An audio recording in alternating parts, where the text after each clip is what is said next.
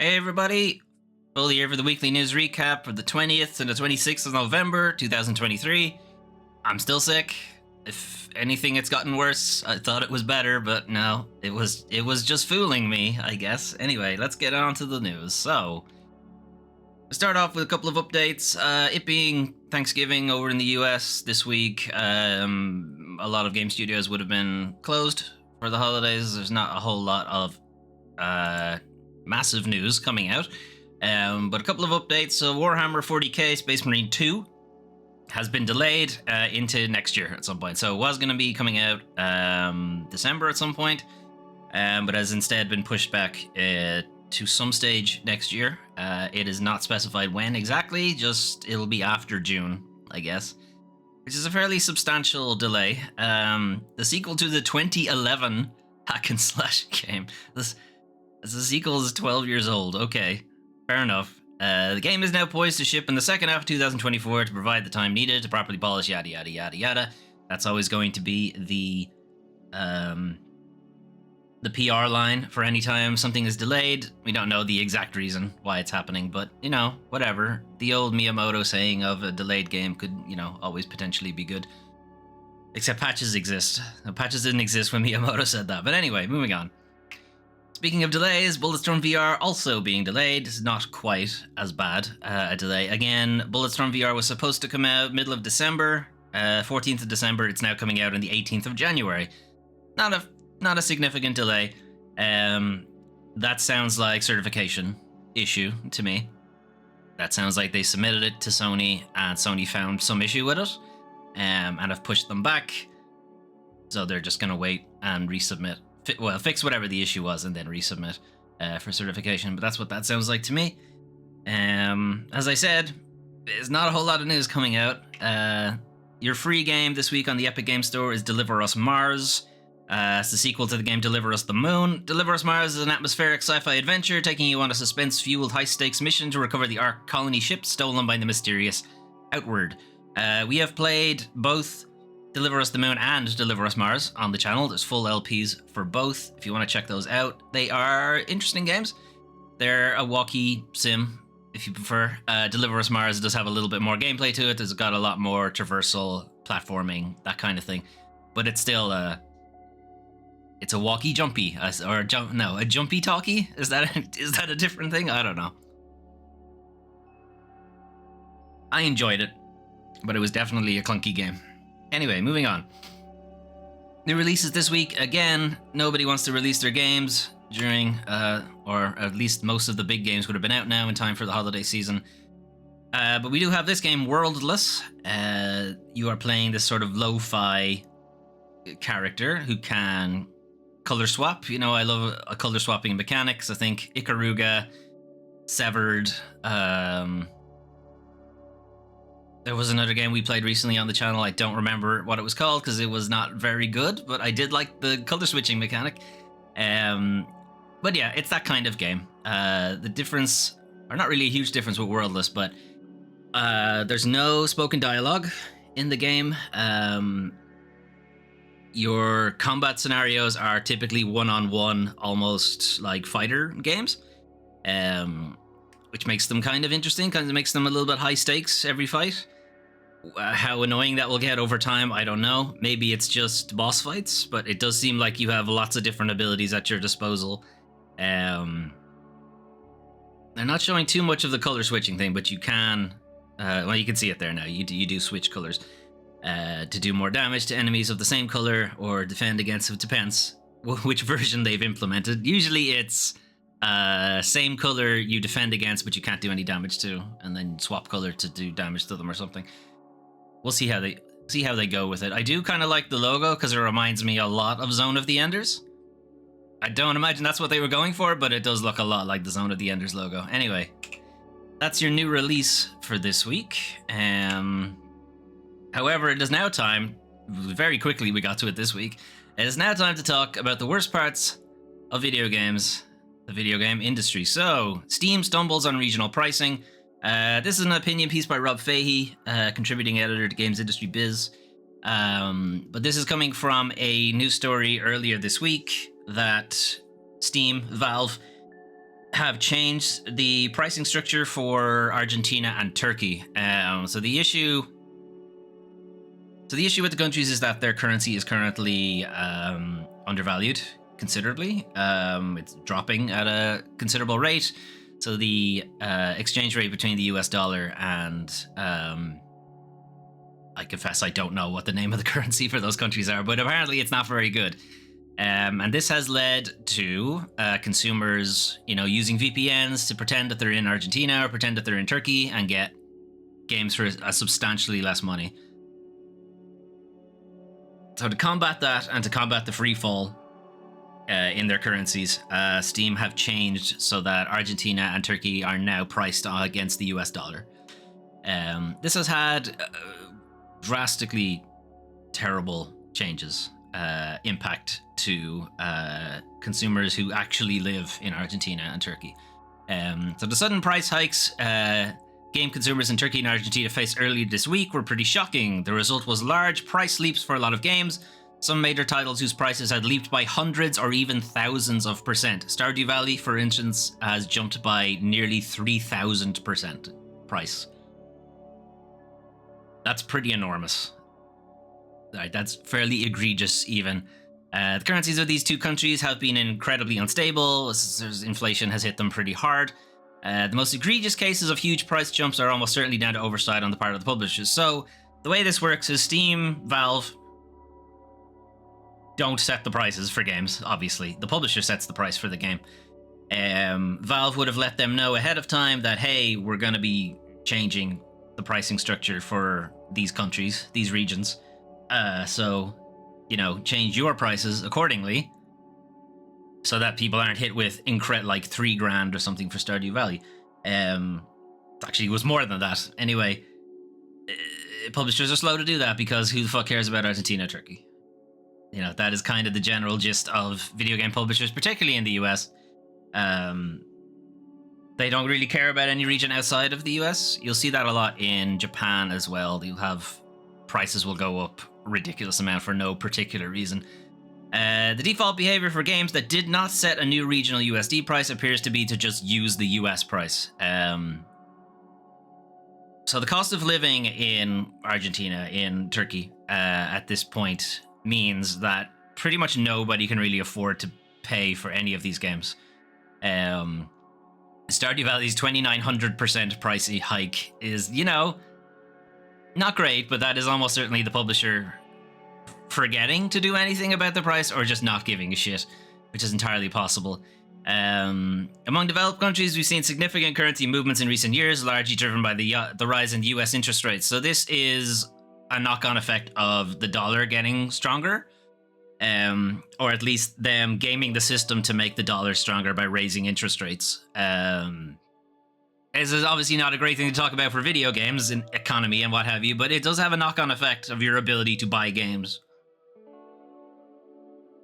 I would often lament that when publishers go to sell their games in Europe or in Asia or in the US, if they're not a US country, they often just match the number instead of matching the actual exchange rate, particularly in times when the euro was stronger than the dollar, and we'd end up having to pay a lot of money.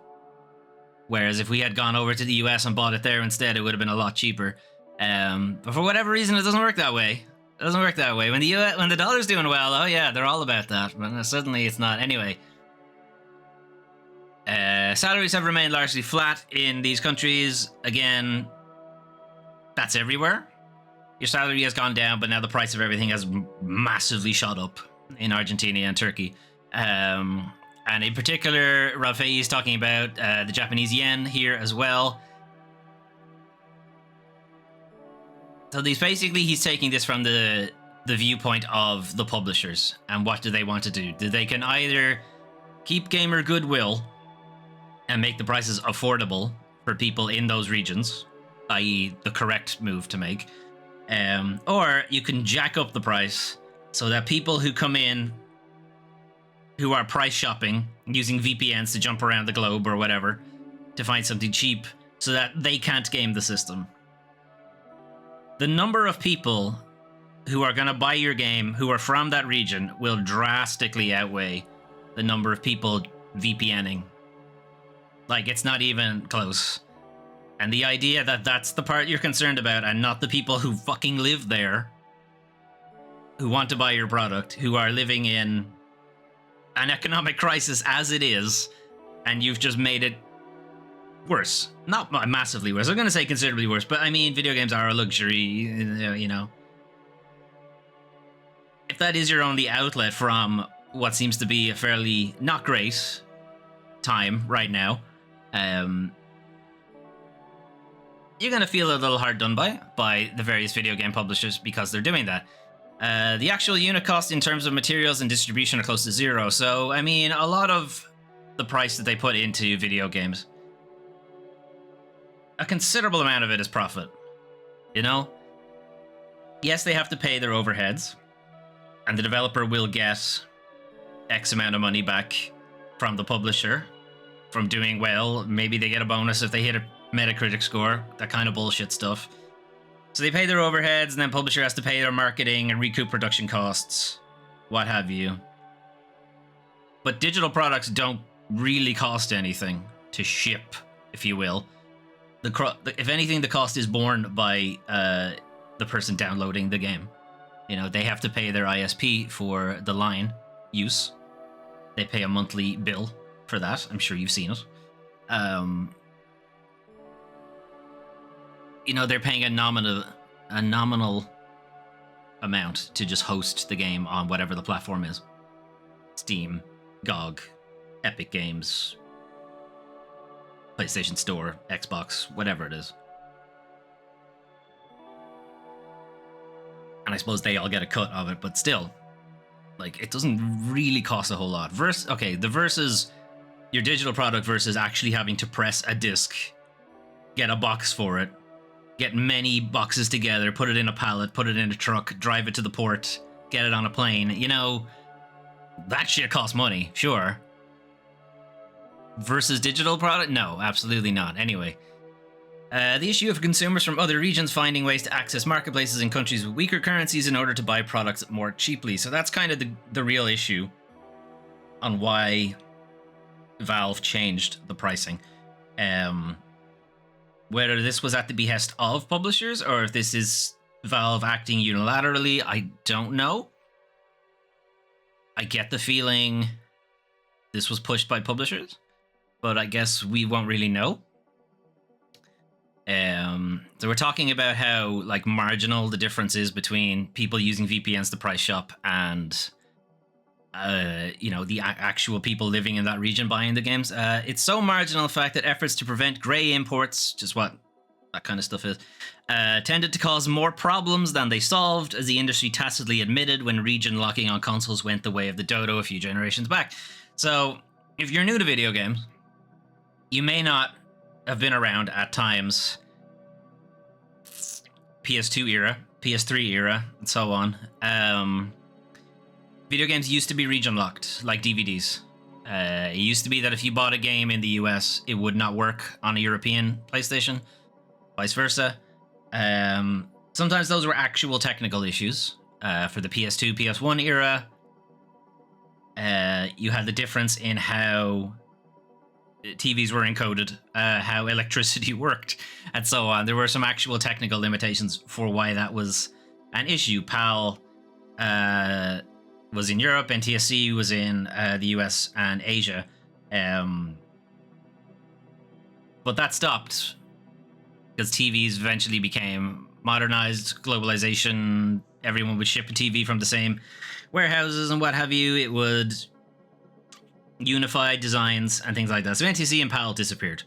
And then the reason for region locking became a little bit less tenuous. It was like, okay, now why are you region locking? The technical issue is gone. Now you're just doing it to be a dick. So eventually it disappeared.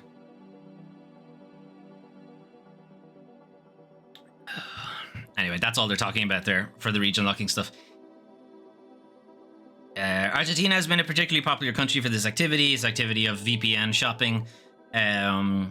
Pricing that was set very low to allow consumers with weaker currencies and low purchasing power to buy games is now being used by consumers with much stronger currencies and higher purchasing power to get steep unintended discounts. Again, this is differences in cost of living. Your base salary in the US is considerably higher than your base salary in Argentina or in Turkey or what have you. So you have a lot more disposable income, if you like, if you shop into a different region, if you VPN into a different region. Now, this isn't just video games. This is happening at a lot of different industries. You can do the same thing for streaming services. You know, if you VPN yourself over to India, for instance, Netflix is like $1 a month or something like that for... You know, the account is international, so you can just VPN, pay your bill there, or set up your account there, and then just move yourself back to where you actually live. Or region hop again to get different content. You know, that stuff is there as well. There is still geo-blocking going on. Unfortunately, it's legitimate Argentinian and Turkish game consumers who have been caught in the middle of this. They are the ones who now bear the brunt of a USD-dominated pricing policy, which will have the effect of making games more and more expensive in those countries as their currencies decline further. So this is just going to get untenable for them to actually buy games. And what happens when there's a product you really want, and it is just deliberately being priced out of your range?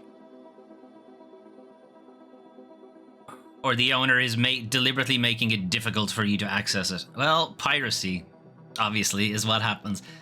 All too often in the past, attempts to secure media from piracy or grey imports have ended up inconveniencing legitimate consumers without actually doing anything to stop pirates or importers. And this is the kind of classic, if you pirated a film, you wouldn't be inundated with all the anti-piracy shit at the beginning of a DVD or a Blu-ray or whatever, what have you.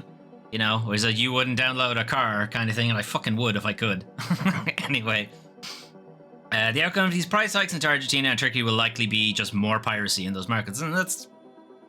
They may, you know, publishers may be willing to just say okay to that and be like, if it means that people VPN jumping aren't getting whatever the latest Call of Duty is for like $5 or whatever, they might take the hit. It would be extremely hypocritical of them to also go after people for the piracy as well, because you have just completely shit on the whole pricing structure around there. You've taken no account for regional pricing or for the ability of people to actually purchase your product. You know, it'd be like going to another country and saying bread is now $100. What do you think's gonna happen? Fucking people are gonna fucking riot, you know? Now, they're not going to riot over a video game, but they're definitely going to find other ways to get the bread. With video games, in this case. It's important to acknowledge that this is a move that harms consumers. This changing of USD. This is a benefit only to the publisher, and in no way benefits either consumer, the VPN hopper, or people who live in that region and want to buy games in their region at a price that they can afford. That only benefits publishers. It benefits nobody else. Like, it'll benefit Valve as well, because their 30% cut will also be bigger. So, yeah, this is a complete anti-consumer move from Steam. Is it going to change? No. Because as I said, no one, certainly in the video game industry, do not care about these regions. Anyway, Ubisoft blames Assassin's Creed in-game Black Friday pop-up ads on technical error. Okay, so they're claiming it's a result of a technical error. Am I able to show the picture? Maybe? Because I have cookies turned off for Eurogamer, so I'm not going to get the Twitter import. Okay, so you can have a look at it here. This is somebody playing the game. They stop to open the map, and what they're greeted with is this ad instead, before they get to the map. And Ubisoft are claiming that's a technical issue and not like a legitimate feature that you have added to the code base and pushed out to people. Presumably you tested this, right? You would have seen this pop up here. They're claiming no technical issue.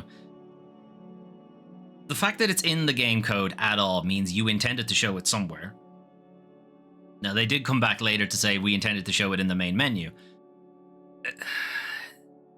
Being a software developer myself, the code base for opening the map versus opening the main menu Why would they be anywhere close to each other?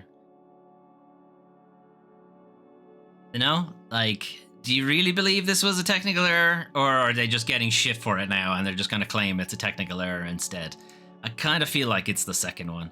Anyway, this was a result of a technical error that we have addressed as soon as we learned of this issue. It's not there anymore. If you update any of your Assassin's Creed games at this point, you won't get it again. Pretty sure you still get it in the main menu. Anyway, pretty gross. Pretty gross. Moving on. Alright, 83% of mobile games fail in the 3 years after their launch. Research also finds that 43% of games are dropped during development. Now, I'm actually kind of surprised that the 43% drop in development, because I would have assumed that would be way higher. So the AAA video game industry, it would be massively higher. The fact that it's lower in mobile probably has something to say about the quality of mobile games. But anyway, excuse me. 83% of launched mobile games fail within 3 years. Now, why am I talking about this? Mobile games. We don't typically talk about mobile games on the channel because I have very little interest in them. But I wanted to bring this up because define fail. Now, in this scenario, they are talking about mobile games as the kind of live service thing where you log in every day and you do your dailies and you buy gems and you wait for your energy to come back and all that shite, right? The shit nobody wants in their video game. But it's pretty much all mobile games at this point. It is extremely rare for you to see a mobile game where you just pay money for and that's it. Get the game. End of transaction.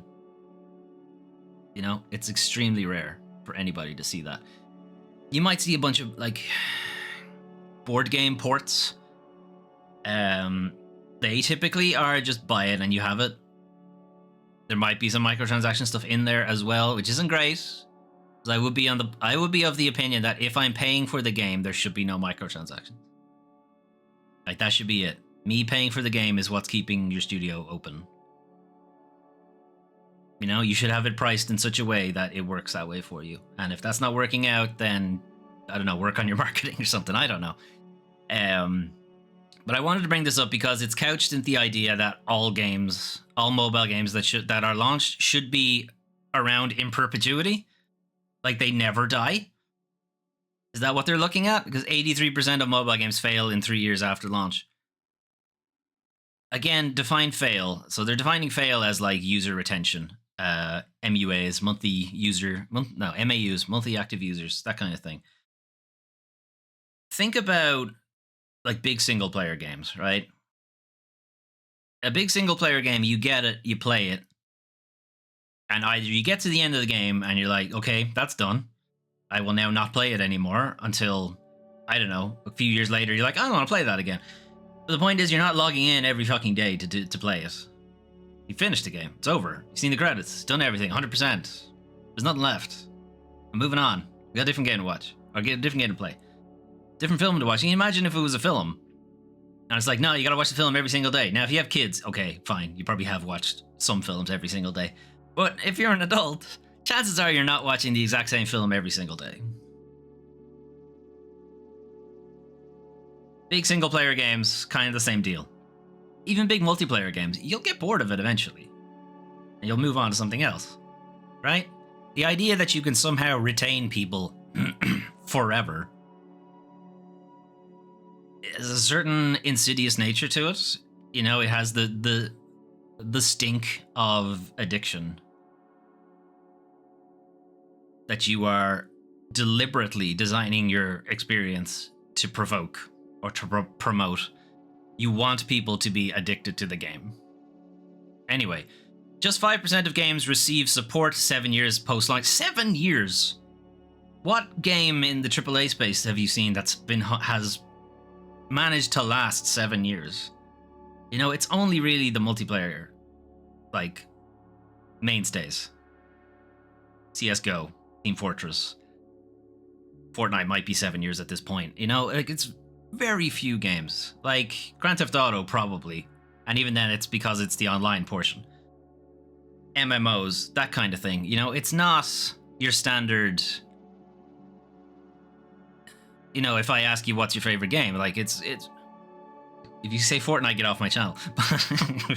That's fine.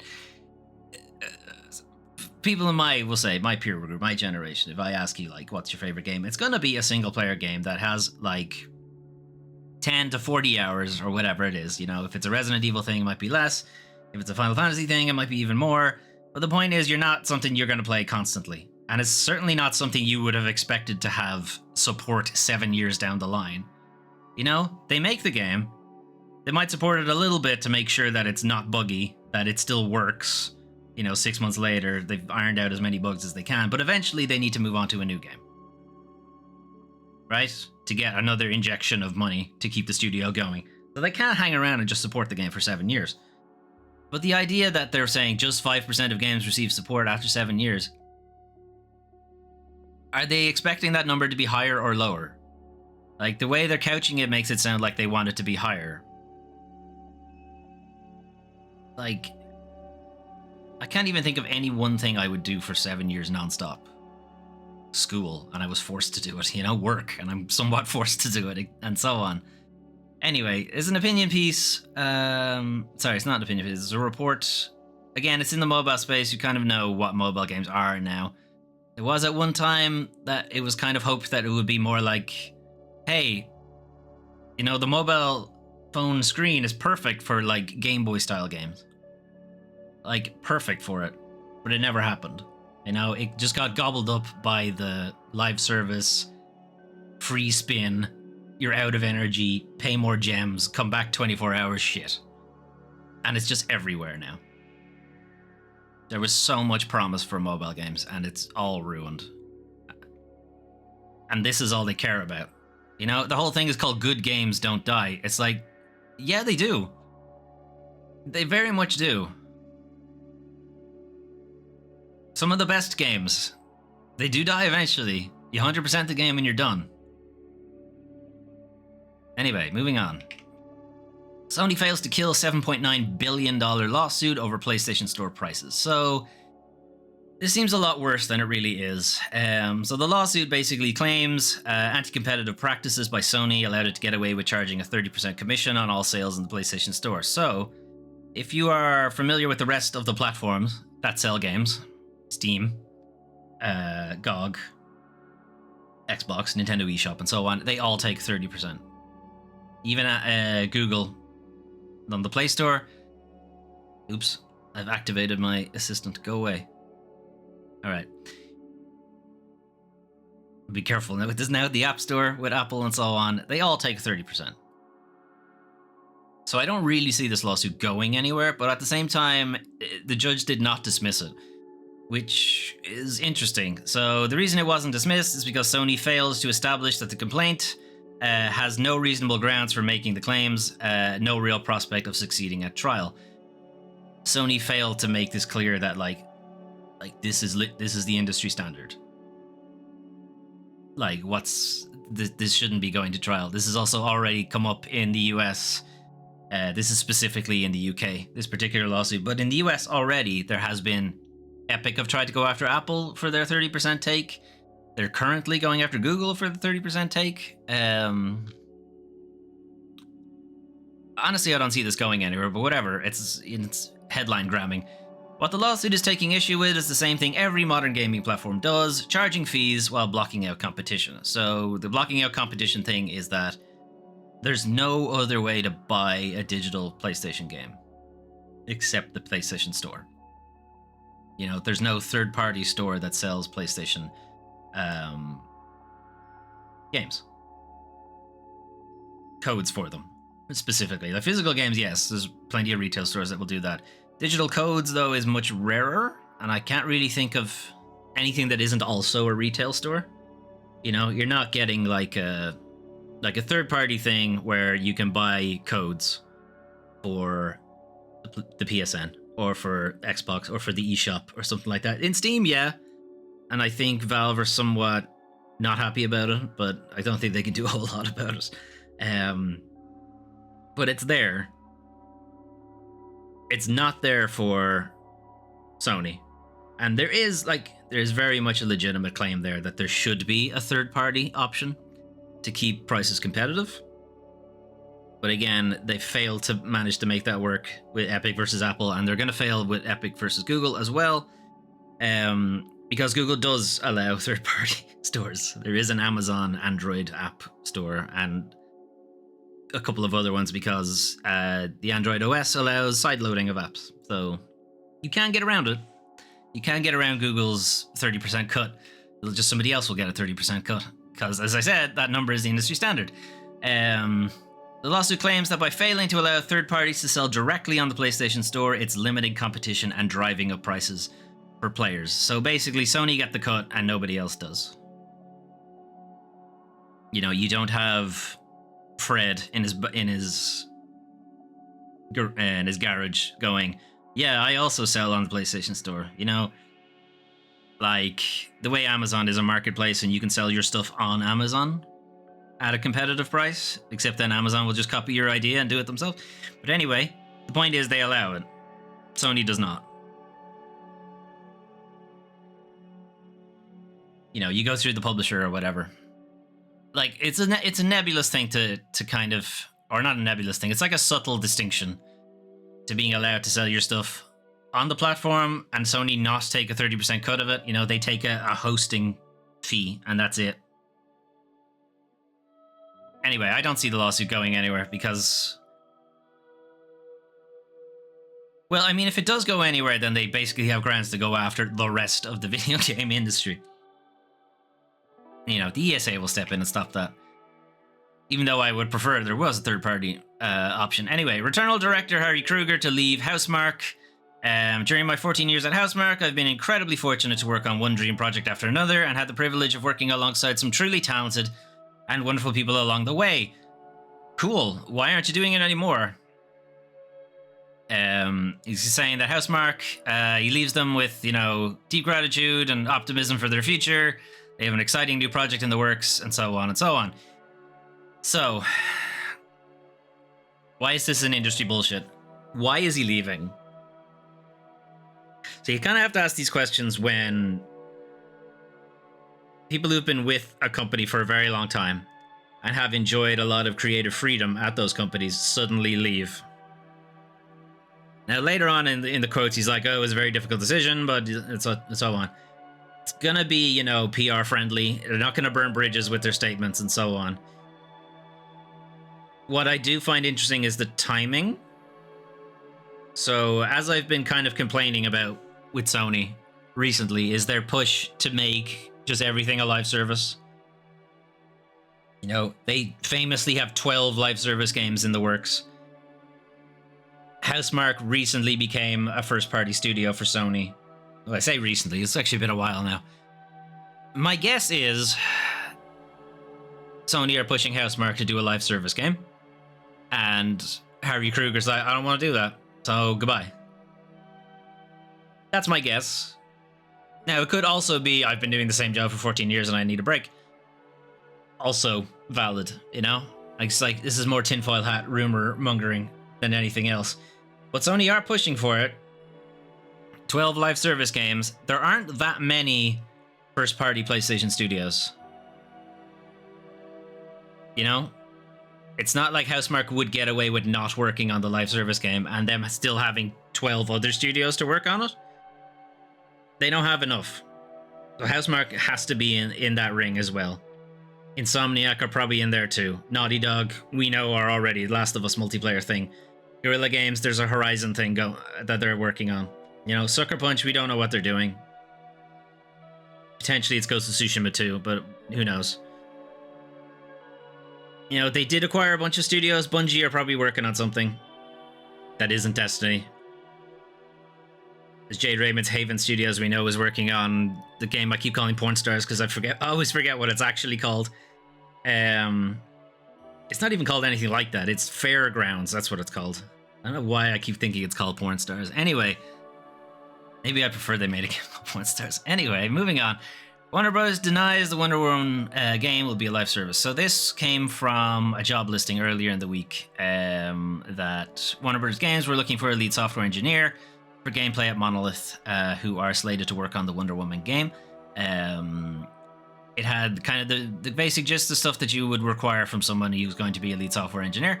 But then in the nice to have sections, it had applicants may have the edge if they have experience helping maintain a live software product or game. So that was taken as Wonder Woman was going to be a live service game. Why wouldn't you expect that? Why would you care if they're nice to haves where you're good at live service stuff if you're not intending to make a live service game? Seems odd, right? Seems like that's what you'd be going for. Now, you could also take the other angle, is that we want you to stick around after Wonder Woman, and then we're going to be working on live service games. So in that case, we'd want you to be able to do it. Maybe. I doubt it, because typically the way these things work is you ramp up your staff when you're making the game, and then once you're done making the game, fire everybody. That's how video game studios work. It's shit. Nobody likes it. This is why you should unionize. But still, that's typically how it works. Warner Brothers have come back to say that Wonder Woman won't be a live service game. Wonder Woman is not being designed as a live service. They're quoted as saying, however, this is very much in stark contrast to what we heard from their CEO, David Zaslav, who's currently just destroying Warner Brothers. But he said in their earnings report that they are currently focused on turning their biggest gaming franchises into live service games. So either they don't think Wonder Woman is a big franchise, or they're lying about it being a live service game. Now, they have been very much downplaying that Suicide Squad Kill the Justice League is a live service game. Like, it very much is. But after the bollocking they got in February, they've been very much shying away from talking about it. You know, they're not talking about battle passes. They're not talking about skins and seasonal content and that kind of stuff. But it's very much in the game. So my guess is they're kind of just saying, no, it's not a live service game, and then hopefully people will forget. But their CEO is on the record saying that we're done with single player games. Did say that. And that we're planning to make all our franchises live service games. So someone's lying.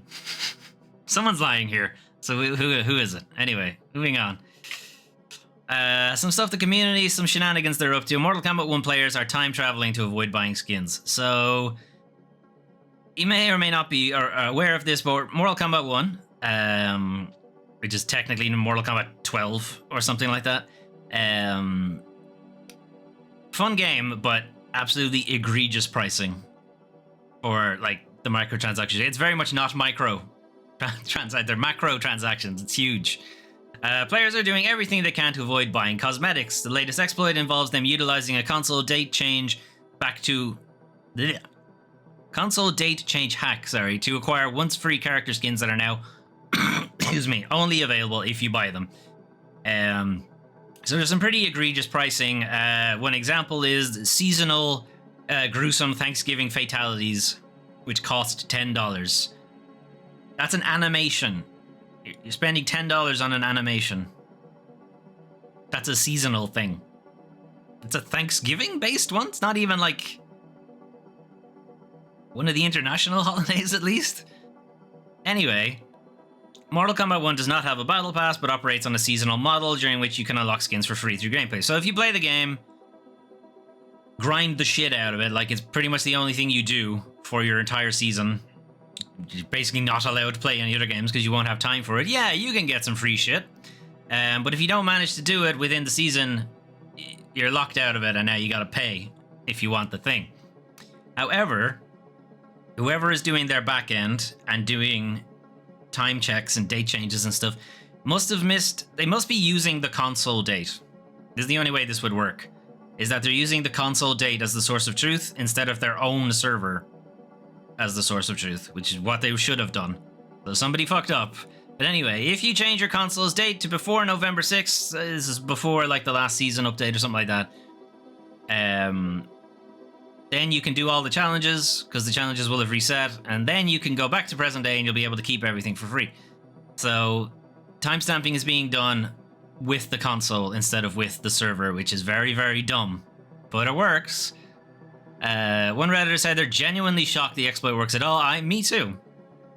Me too, because this is like, obviously you would have your own server as the source of truth, not a console's clock that can be changed at a whim. That's very dumb. Someone really fucked up there. Anyway, however, because the game is $70 already, many people online can't stand its insistence on pushing such expensive microtransactions. Yes, again, I'm still at the same opinion that if I'm paying for your game, that's it. We're done. That's the end of it. No microtransactions. You've got your money.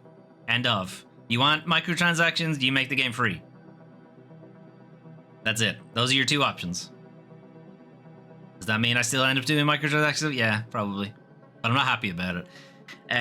It's important to point out, though, that NetherRealm Studios, developer of Mortal Kombat, are owned by Warner Brothers. And Warner Brothers, I think, don't get enough shit for how bad they are with microtransactions. They are by far the worst. You know, people give Activision shit for doing it. People give Take-Two shit for how badly they are. Now, 2K, to be fair, are very bad as well. But Warner Brothers are so bad. And by bad, I mean way too much content is paywalled, and the pricing is ridiculous. You know, it's like 2 costumes is the same as the whole game. You know, there's a scaling issue here somewhere. You know, a change of colors of one character should not cost half the game. There's a problem there. But again, we don't have a better business thing for video games. We don't have a consumer advocate for video games. They're not regulated in any way. They should be, but they're not. We talked about that last week, of why it isn't. It's because the ESA jumped in ahead of them and said, hey, we'll regulate ourselves, don't worry about it. Here's the thing we made, called the ESRB. And now nobody looks at them anymore. They should really look into that. Anyway. We'll leave... Oh, no. I clicked on the thing. Go back. Okay. We'll leave Wordless to loop because it was the only new release today. Anyway, that's the news for November 20th to 26th, 2023. Not a whole lot going on. Again, as I said, Thanksgiving week. Some games delayed. Warhammer Space Marine. I haven't got around to playing the original Space Marine yet. I do intend to. It is on our roadmap for the channel. I just haven't done it yet. Soon. I just have more time now before the sequel comes out. Bulletstorm 2 VR I'm a little annoyed about because I did want to play that over Christmas. Anyway, we'll have to wait. Mostly I'm interested in that because it's the first developer port of a first-person game into VR. An old game. You know, it's not something that's made alongside a new game and there's like a VR version. I mean, like they took an old game. Because this is the perfect model for VR. Is to take an old first-person game and just make it VR. Done. Here's my money. You know, over. You make Jedi Knight in VR for me. We're, you know, sorted. You don't even have to update the graphics. I don't care. Let me swing my lightsaber properly. Done. Here's my money. You know, end of. You put Mirror's Edge in VR. Like, that's an old game. PS3 title. It wouldn't... You get sick immediately, but, you know, I would certainly do it. Like, it's such an easy... I say easy. Obviously, I don't know how difficult porting a first-person experience that is somewhat scripted in some places to VR. I'm sure there's some considerable technical issues. But as a model for just making new VR games, that it's right there. It's perfect. It's first-person already. You don't really even have to do much. Again, I say, without really knowing your code base, I don't know. Maybe it is very difficult. I have a feeling that if you already have an in-game character model, it's probably easier, as opposed to like a floating... Well, actually, maybe a floating head is probably easier. Because you can just put it wherever you want. Maybe. Anyway, I don't know. I just was curious to see how Bulletstorm will work out. I mean, it's still coming out. It's just... I'm not sure I'm going to have time to play it in the new year. We'll see. Setting up for VR is, as you might imagine, still a pain in the ass. Making space. This is a small room. This is where I'd play it. Anyway. New releases, we're looking at Worldless there. I haven't seen any reviews for it yet, so I'm not sure how well exactly it's been received. But like, I do like the look of it. I'm gonna give it a look. Eventually. There's way too many other games on my plate right now. Industry bullshit. Yeah, the pricing structure shit change. Argentina and Turkey is extremely anti-consumer from Steam, but because it's effectively out of sight for a lot of people, it's just not really going to be mentioned. Unlikely it's going to be mentioned by any big journal outlets. I wouldn't think so. The Sony lawsuit I don't really see going anywhere, but it's surprising that it wasn't thrown out straight away. So Sony obviously did not do a good job persuading the judge.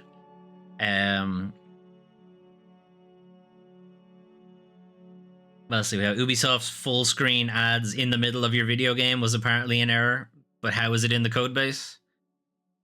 Clearly, you meant to do it somewhere.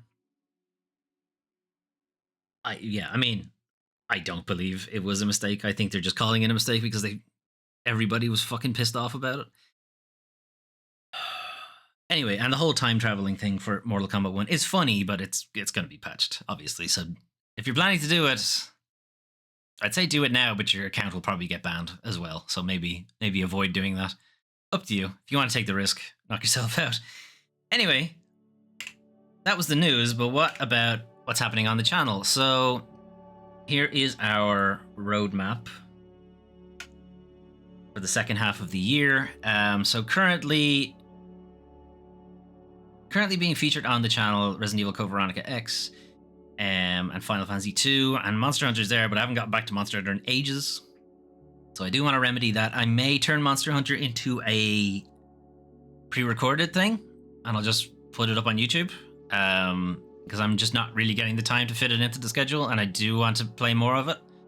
And we do have some things coming up soon, such and such, so we will talk about those now. So, this week we finished Stasis. This is a game from The Brotherhood. It's a South African developer. Stasis, you are John Mark something. You wake up on the Groom Lake, which is this big corporate black box ship where they do a bunch of human testing and human experimentation, genetic altering, eugenics, and lots of other shit. It's horrible. There's some horrible shit going on here. Lots of body horror, lots of what the fuck. Really well written. The puzzles were pretty obscure. Some of them made a lot of sense. Some of them were like, how on earth was I supposed to know that I could do that? There's a lot of Dead Space in it. I would almost say it's Dead Space without the combat. You know, it's got the same kind of atmosphere. It's got the same kind of body horror stuff going on. It's got the same protagonist who's way out of their depth stuff. Some of the characters can be lifted almost entirely out of Dead Space. Still good, though. Still quite liked it. We are going to play a kind of pseudo-sequel to it called Kane. Kane is the name of the evil corporation in the Stasis universe. So we are going to play... Just going to let this loop. We are going to play Kane. I had intended to do it yesterday, but as you probably heard, I'm coughing constantly. So my voice was not up to it yesterday. Hopefully later on today it will be. It's a fairly short game. It's kind of meant as just DLC and somewhat of a Kickstarter promo thing. It's also a free game. If you wanted to, you could play it yourselves. On PC, on itch. I think it's on itch as well. Anyway, we're going to have a look at that later today, hopefully. And then also we have... Oh, that's Kane. All right, here's the trailer for Kane. Again, the Brotherhood, they've gotten a little better. They still can't really do people's eyes. Those eyes look very watery. Anyway, as you can see, there's some really horrible, really horrible body horror stuff going on. Kane might be a bit squeamish for people. It's a pregnant woman. The corporation wants her baby for some reason, and there's a lot of pretty horrible shit happening. Maybe not for the faint of heart. We'll see. Certainly had a considerable graphical overhaul. Anyway, also over on the channel, we have started Resident Evil Code Veronica X as part of my Foley Plays Resident Evil, where we're going to play through all of the mainline Resident Evil games and maybe some of the ones I just like. Yeah, it's as not fun as I remember, to be honest. We are, I don't know, maybe a little bit more than halfway through the prison section, which is the opening of the game. I'm very slow because I do not remember Code Veronica at all. Unlike a lot of the other Resident Evils, I pretty much played Code Veronica once and then never again. I just didn't like it. But we're working our way through it, at least. Fucking Steve Burnside. Jesus Christ, I hate him so much. But yeah, we're working our way through Code Veronica, and we'll be back to it again on Thursday. Final Fantasy 2, we're continuing that as well. I think we're getting pretty close to the end. We might finish it this week. It might end up being a longer stream, but we should finish it this week. I forget where we stopped. We're going to the Tower of the Magi to talk to Minwu. That's where we've stopped. If you played the game before. If you haven't played the game before, that made no sense whatsoever. But whatever. Continuing that as part of my Fully Plays Final Fantasy. This is a terrible idea I had, because holy shit, this is going to take me years. Considering how slow I am with these games. But yeah, we'll get through it. We'll get to it. We'll get through it. Because these games just get longer and longer and longer. Since we finished Stasis and Kane, I have done another spin on our Oracle wheel for whatever the next Fully Fables is going to be. And the Oracle said, you should play Master Detective Archives Rain Code. We played a little bit of this as part of my Fully Plays Games a Bit series, just where we play newly released games for a bit. Rain Code is from the same creative directors of Danganronpa. So it's going to be very anime and also maybe a bit too horny for its own good. But for what small amount that we played, it's some very eccentric characters, some good writing, fun jokes as well. The gist of it is you are a master detective. You are going into this area of the city that is completely under the control of some corporation. The police are effectively not effective. So you're there to sort of figure out what's going on and various murders that are happening and such and so on. But in fairly typical Danganronpa style, there will be like 500 twists and the story will change drastically almost every single stream. Anyway, we'll be starting that on Wednesday. And then on Friday, going back to my Fully Plays Games a Bit series where we play newly released games for a bit, we're going to take a look at a game called After Dream. It is a 2D pixel art point and click type thing. You are talking about your dreams with your psychiatrist, and maybe your dreams aren't actually dreams anymore. Maybe they have come out of your head and now they're in the waking world and now you have to deal with some horrible shit. Maybe, I don't know. To be honest, I have not really looked into the game. I just kind of like the look of it and I just wanted to give it a shot. We'll see how it turns out. We'll be playing that on Friday. And then, we got a lot of new games. So, the Dark Pictures Anthology, House of Ashes, Melwen, friend of the channel who we have played a lot of cooperative games with, and we've played the other two, the first two Dark Pictures games together. They should be back next week, maybe? Oh, they're off their long holiday, which wasn't a holiday. I think they were working there for most of it. But hopefully, if they're up for it, we'll play House of Ashes on Saturday. I have to check with them. The time difference is a bit, as you might imagine. So we'll check with them and see if they're up for playing House of Ashes. If they're not, we'll find something else to play. But if they are, we'll start our playthrough of that. House of Ashes I actually like. The first two Dark Pictures games I wasn't a big fan of. Man of Medan, Little Hope. I just didn't like them. You can watch our Let's Plays to find out why. I had things to say about them. House of Ashes though I really liked. Really, really liked. So we'll see. We'll see if I'm a hypocrite and everything that's in House of Ashes was also in Man of Medan and Little Hope and I'm just a hypocrite, but we'll see. I don't think so. I think it's a much more interesting game. And that should be it for us. So we're scheduled for next week, Tuesday, Final Fantasy 2 as part of Fully Plays Final Fantasy. Master Detective Archives Rain Code on Wednesday as part of the Fully Fable series. Resident Evil Code Veronica X as part of the Fully Plays Resident Evil series. That's on Thursday. Friday, After Dream as part of the Fully Plays Games a Bit. We play newly released games for a bit. And Dark Pictures House of Ashes with Melwen on Saturday, which will be at 8 p.m. Instead of 7, which is when I usually stream. If they're up for it. We'll have to check. hopefully they will be. And then we'll be back around to this exact stream, the weekly news recap at 12 on Sundays. Some other things that will be coming up on the channel soon. The tier list for the year. So all of the games that we played and featured on the channel in 2023, we'll be checking them out and trying to, see where they stack up. What you're looking at here was 2022. So my S pluses, Elden Ring, the original Resi 2, Signalis, which is excellent game. Paradise Killer, which is really good. Whodunit detective game. You can work your way all down. I'll leave the screen up for a little bit. And all the way down at the bottom was Gungrave Gore and Getsufumaden. Because they were not good games. They were very much not good games. We'll see anyway how many D's and F's and E's we might have going forward. And then as well as that,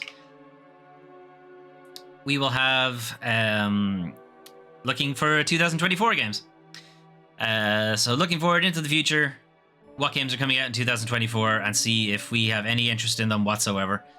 A lot of this will be guesswork, because a lot of the games in 2024 don't have release dates yet. But the Game Awards is soon, the Game Ads. So there'll probably be a fair few announcements there. I have a feeling Sony will have a state of play before the end of the year, because right now they have nothing coming out next year that we're aware of. So I kind of feel like they need to do something, otherwise there's no hype, Anyway, so that will be the plan for next month, at least for December. We're going to have our tier list at some point, and we'll have our check ahead at 2024 games, as well as all those other streams you saw. Right, that's it from me. Have a good rest of your day. Hopefully I might see you guys later for Kane, if my voice is up to it. If I don't have a splitting headache, which I kind of do now. Hopefully I won't. But otherwise, I will see you on Tuesday for Final Fantasy 2. Right, have a good one. Bye-bye.